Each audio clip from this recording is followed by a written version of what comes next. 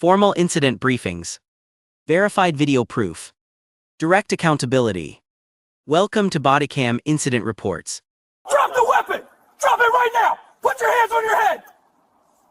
Bull's going down. Give me your hands! Hands behind your back! Do not move! At 7 p.m., the upscale suburb of Oak Creek was completely still. The street was bathed in the warm, heavy light of the golden hour. The large houses sat far back from the road, separated by perfectly manicured hedges and wide concrete driveways. Parked tightly against the curb, directly in front of one of the largest properties on the block, was a 2021 matte black BMW X5. The rear passenger side was lifted off the asphalt by a hydraulic floor jack. Mike Davis was kneeling on the street right next to the exposed wheel well. Before we see the exact second this cop realizes his career is over, drop a like, hit subscribe, and let me know in the comments. Where are you watching from today? Mike was wearing an old faded gray t-shirt that clung tightly to his shoulders and a pair of athletic shorts. His shins, his sneakers, and his forearms were coated in a dry layer of light gray cement dust. He had spent the entire day helping a buddy pour a concrete foundation on a construction site. His hands were dry, rough, and covered in the same pale dust. He leaned his body weight forward. In his hands, he held a long steel lug wrench. He locked the socket over the final lug nut of the flat tire and pushed down hard. The metal gave way. Mike wiped a bead of sweat from his forehead with the back of his wrist, leaving a streak of gray dust across his brow. A black and white Ford Police Interceptor rounded the corner. It accelerated down the street and swerved sharply toward the curb, the front bumper dipping low as it angled in, boxing the BMW in against the sidewalk. Officer Thomas Fisher threw his driver's side door open and stepped out. Fisher did not look at the hydraulic floor jack lifting the car.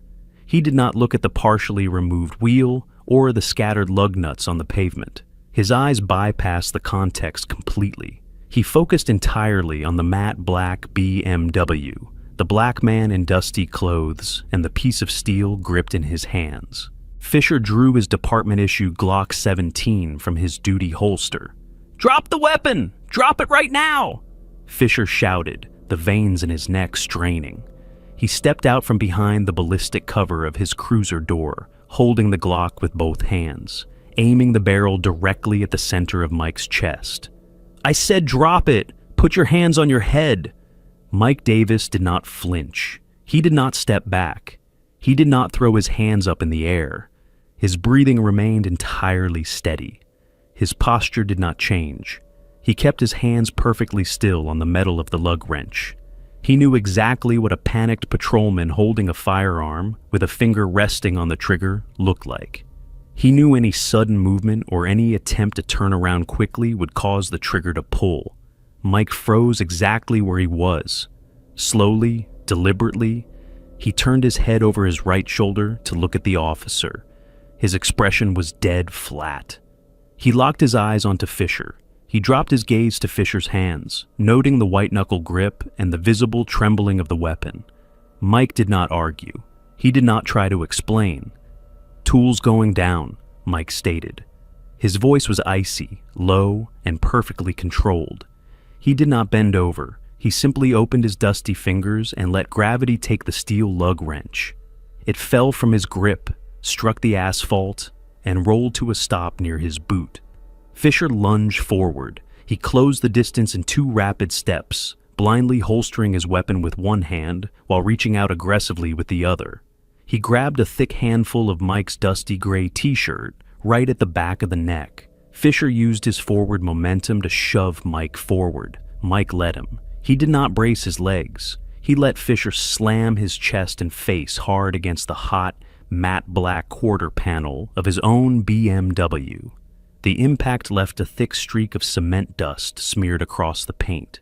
"Give me your hands! Do not move!" Fisher shouted, his face inches from Mike's head. Fisher grabbed Mike's left wrist, wrenching the arm painfully high up toward his shoulder blades. He pulled a set of steel handcuffs from his belt. The metal locked tightly around Mike's wrists. biting deep into the skin. Fisher shoved his heavy boot against Mike's ankle, kicking his legs apart to widen his stance, and drove his knee into the back of Mike's thigh, pinning him tightly against the side of the truck. A small cloud of fine cement dust puffed into the air from the impact, settling onto Fisher's dark blue uniform shirt. Mike stood perfectly still, his cheek pressed against the baking metal of his car. He did not resist. He did not demand a supervisor. "Copy," Mike said to the metal of the truck. At 7:03 p.m., the heat still hung heavy and stagnant over the suburban street. Officer Fisher maintained his wide, unbalanced physical hold. His heavy-duty boot remained planted firmly against the back of Mike's left ankle, keeping the man's legs spread. He kept his left hand wrapped tightly around the steel chain of the handcuffs, pressing Mike's chest flat against the hot, matte black quarter panel of the BMW. Sweat pooled heavily at the collar of Fisher's dark blue uniform shirt. Beneath his grip, Mike Davis did not struggle. He kept his right cheek pressed flat against the baking metal. His breathing was slow, deep, and perfectly rhythmic. The steel dug deeply into his wrists, cutting off the circulation, but he did not shift his weight to relieve the tension. Fisher stepped back just enough to reach the front door handle. He pulled it. The heavy passenger door swung wide open. The interior of the X5 was an immaculate space of black leather and soft ambient light glowing faintly in the footwells. Fisher leaned his upper body across the threshold. He reached across the passenger seat and pressed the release latch on the glove compartment. He pulled out a black folio, extracted the state vehicle registration, and backed out onto the asphalt. He held the crisp paper up to the fading light. He read the registered owner's name, printed in bold black ink. Davis Michael. Fisher lowered the paper slightly. He read the registered residential address printed directly below the name. He raised his head. He looked past the roofline of the vehicle, staring directly at the massive, multi-level house sitting 30 feet away. The custom metal numbers bolted securely to the stone pillar of the driveway matched the registration. Fisher stopped. He looked down at the paper again. He squinted slightly in the low light. He read the 4 digits of the address one more time. He slowly raised his head and looked back at the stone pillar. The numbers had not changed. Fisher's rapid, adrenaline-fueled breathing hitched in his throat. The rigid, aggressive posture began to slowly drain from his shoulders. He looked back into the open glove compartment. Resting next to the thick owner's manual was a worn, dark brown leather bifold wallet. Fisher reached back into the vehicle and picked it up. He held the heavy leather in his right palm. He flipped it open.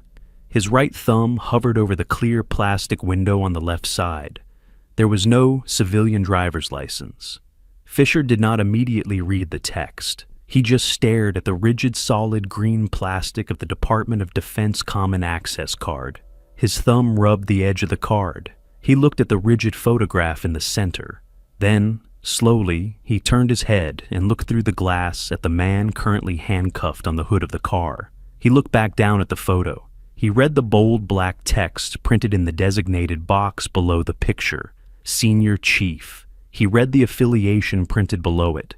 Active duty. Fisher's thumb hooked under the center leather divider of the wallet. He did not flip it over immediately. He paused, holding the heavy leather open in the evening air.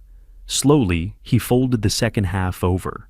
Pinned securely to the thick leather backing was a piece of solid die-cast metal, an eagle clutching an anchor, a trident, and a flintlock pistol. The polished gold surface caught the ambient light from the open door. A United States Navy Special Warfare trident. Fisher stopped moving entirely. His hands froze. He did not close the wallet. He did not attempt to put it away. He simply stood there in the middle of the street, holding the open leather and the gold medal directly in front of him. He slowly raised his head. He looked straight through the lightly tinted glass of the open passenger window. Mike was still pinned against the exterior side of the vehicle. He had turned his head slightly, resting his cheek against the metal.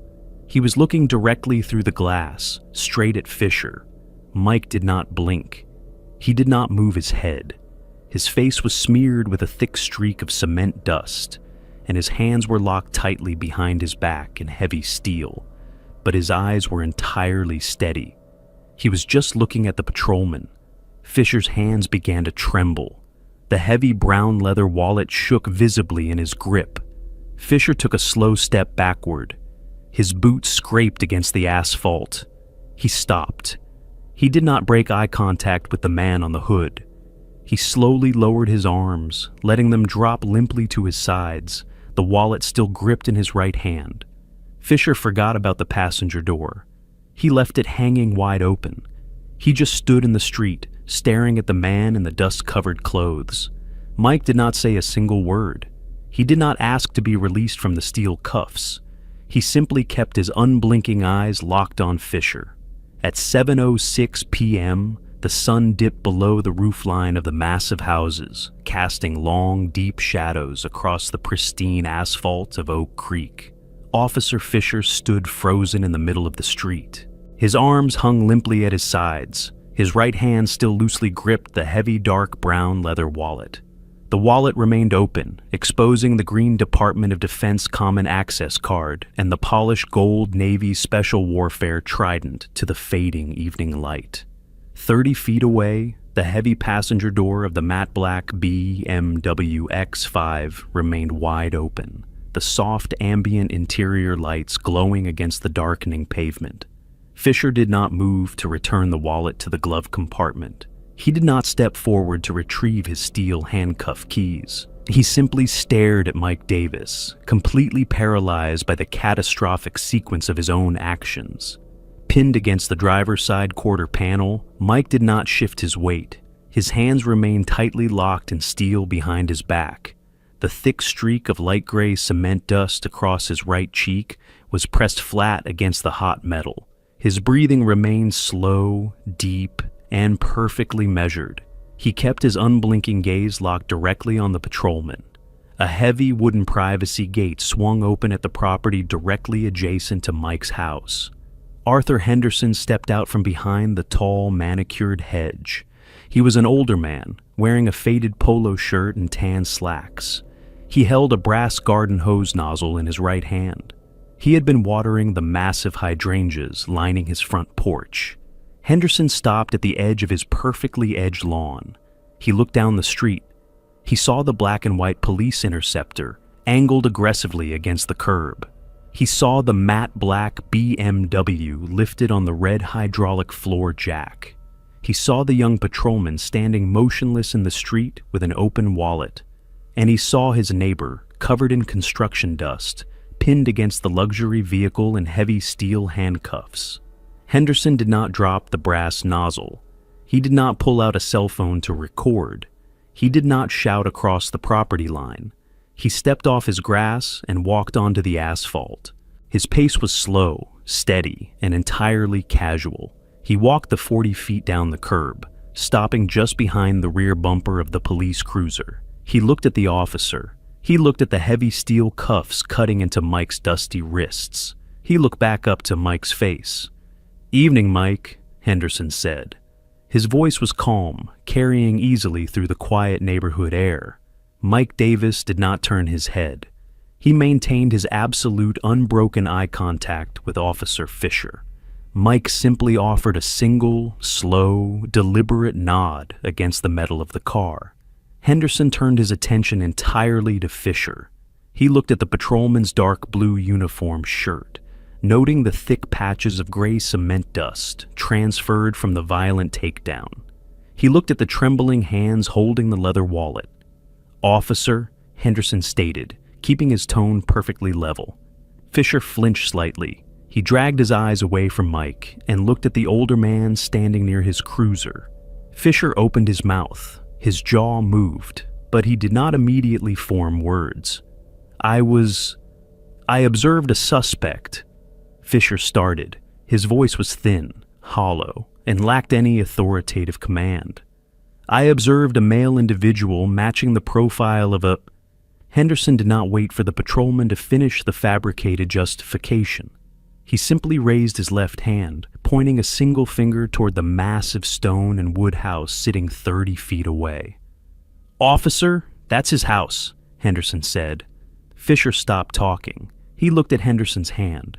He looked at the stone pillar of the driveway. He looked down at the state vehicle registration, still gripped alongside the open wallet in his right hand. The street fell completely silent.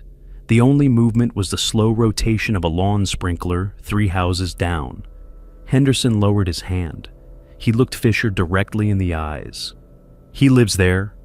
Henderson did not offer a lecture on civil rights. He did not threaten to call the mayor. He delivered 2 absolute, indisputable facts and let them hang heavily in the warm evening air. Fisher stared at the older man. The remaining adrenaline drained from his system, leaving a cold, sinking physical weight in his chest. He looked back at Mike Davis. The senior chief was still watching him, his expression completely devoid of anger or panic, allowing the patrolman to fully process the exact magnitude of his failure. At the far end of the suburban block, a second police vehicle turned the corner. It was a Ford Explorer utility interceptor. It did not have its sirens engaged. Only the solid, alternating red and blue light bars pulsed silently against the manicured trees and the dark asphalt. The heavy SUV rolled slowly down the street, its headlights cutting through the growing dusk. It pulled to a stop, 10 feet behind Fisher's angled cruiser. Sergeant Clark stepped out of the driver's side door. He was a 20-year veteran of the department. He wore the thick gold chevrons on his sleeves and moved with deliberate, practiced efficiency. Clark did not draw his weapon. He did not yell commands. He rested his hands lightly on his duty belt and surveyed the scene in front of him. He saw a highly expensive, partially dismantled premium vehicle. He saw an older, affluent white homeowner standing casually in the street. He saw his junior patrolman standing completely paralyzed, holding an open civilian wallet and a state registration. And he saw a black man in dust-covered clothes, heavily restrained in steel handcuffs against the side of the BMW, offering absolutely zero physical resistance. Sergeant Clark looked at the gold Special Warfare Trident catching the pulse of the red and blue emergency lights. Clark closed the heavy door of his cruiser. He began walking toward Fisher, his boots heavy and slow on the asphalt, stepping directly into the fallout of a career-ending constitutional violation. At 10 a.m., 48 hours later, the downtown office of civil rights attorney Paul Wright was completely silent. Heavy acoustic blinds were drawn tightly over the floor-to-ceiling windows, blocking out the morning glare of the city. The dark mahogany and thick glass room felt like a vault. Mike Davis sat in a high-backed leather chair opposite the wide desk. He wore a clean, dark button-down shirt. His hands rested flat on the padded armrests. Around both of his wrists, extending just below his cuffs, were deep, dark purple contusions left by the over-tightened steel. He sat perfectly still. Paul Wright sat behind the desk. He did not look at Mike. He was staring directly at a 65-inch flat-screen monitor mounted to the far wall. His right hand rested on a wireless mouse. They were watching Officer Fisher's uploaded body camera footage. The high-definition video played on the large screen, filling the quiet office with the raw audio of the street. "Drop the weapon! Drop it right now!" Fisher's frantic voice echoed from the speakers. Wright did not blink. He watched the screen intently. "Tools going down," Mike's voice played back, low and entirely controlled. The video showed the heavy steel wrench hitting the asphalt. It showed Fisher lunging forward. The camera frame jerked violently as the officer grabbed Mike's shirt and shoved him hard against the side of the vehicle. Wright moved his index finger. The video froze. The high-definition frame was locked perfectly in place. The image on the screen showed Fisher's perspective a fraction of a second before the physical takedown. Both of Fisher's hands were visible at the bottom of the frame, gripped tightly around the dark polymer frame of the Glock 17. The barrel of the service weapon was pointed directly at the center of Mike's chest. In the center of the frame, Mike was standing against the BMW. His hands were completely empty, visibly open, and held at his sides. He was offering zero physical resistance. Wright took his hand off the mouse. He leaned back in his leather chair. The leather creaked slightly in the dead quiet of the room. He didn't observe a crime, Wright stated. His voice was completely flat. Mike did not say anything. He kept his eyes on the frozen screen. He reacted to the dust on your clothes, Wright continued. Wright looked up at the frozen barrel of the Glock 17. You dropped the tool. Wright paused. He slowly shifted his gaze from the screen down to Mike. He pulled a gun. Wright paused again, letting the absolute silence of the office hold the weight of the statement. Then he went straight to force. Wright leaned forward, resting his forearms heavily on the mahogany desk. He thought he had cover, Wright said evenly. He slowly turned his head, looking back up at the frozen 9mm aimed at a compliant homeowner. Not after this. Wright opened a thick manila folder resting on his desk. He pulled out a heavy blue-backed legal document and slid it smoothly across the polished wood. Mike looked down at the document. He turned directly to the last page. The demanded damages were printed in bold black ink. $3 million. Wright picked up a heavy silver pen and placed it directly on top of the document. We are filing this notice of claim with the city clerk before noon, Wright said. We are naming the department, and we are naming Officer Thomas Fisher individually. Mike Davis did not ask about the timeline. He did not ask about the likelihood of a settlement. He reached forward and picked up the silver pen. He uncapped it. He smoothly signed his name on the claimant line in the dark black ink. The scratching of the metal nib was loud in the room. He placed the pen back onto the desk and pushed the document toward the attorney. Wright took the document back. He folded it sharply and slid it into a heavy envelope. He looked back up at the 65-inch monitor. They'll see this, Wright stated with absolute certainty. He offered a slight rigid nod to the frozen screen. They won't take it to a jury. 72 hours later. The glass-walled conference room in the city attorney's office was completely silent. The chief of police sat on one side of the long mahogany table. A representative from the police union sat next to him. Across from them sat the lead city attorney. The 65-inch monitor on the wall had just finished playing the body cam footage for the 4th time. The city attorney did not look up from his open file. The city will settle the civil claim, the attorney stated. His voice was entirely flat. $2.5 million. We are not putting that video in front of a federal jury. The union rep leaned forward, resting his forearms on the table. And the union expects standard legal counsel provided for Officer Fisher on the remaining personal claims, the rep said. The city attorney closed the thick manila folder. Denied, the attorney replied. He bypassed operational protocol. He drew a service firearm on a compliant homeowner based on visual profiling. He stepped completely outside his scope of duty. The attorney looked directly at the union representative. The city declines to indemnify him. The lawyers defending this city are protecting the budget. They are not defending him. Cut to the 44th Precinct locker room. The room was empty except for 2 men.